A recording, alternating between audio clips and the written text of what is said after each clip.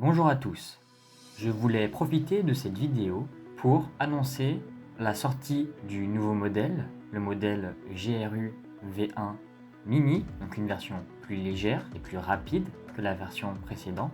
Mais surtout, je voulais utiliser cette vidéo pour vous parler des benchmarks que j'ai mis en place pour permettre d'évaluer mes chatbots. Donc tout d'abord, parlons des benchmarks. Ici, on peut voir le graphique que j'avais mis en place pour le modèle GRU V1.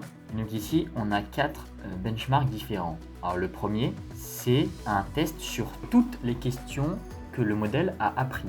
Et ici, 98 représente le fait que le modèle répond sur les 200 questions-réponses 98% du temps totalement correctement.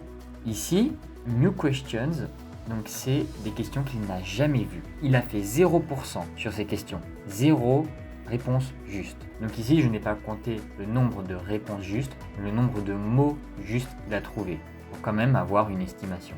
Ici, 8,7 mots, 8,7% des mots qui sont justes. Ensuite, ces deux benchmarks-là sont similaires.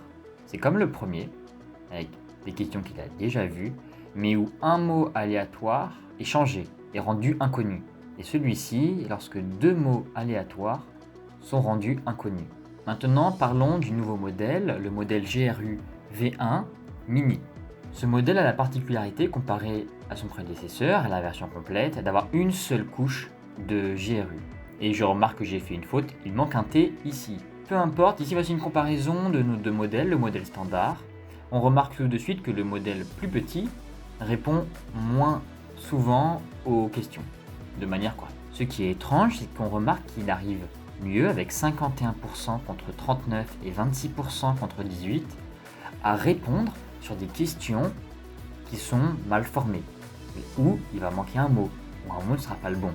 Il arrive un peu mieux à voir le sens global de la phrase, on dirait. Ce ne sont que des hypothèses, mais en tout cas, ce modèle-là, la version mini, est 30% plus rapide que la version complète. Et ça sera tout pour cette vidéo.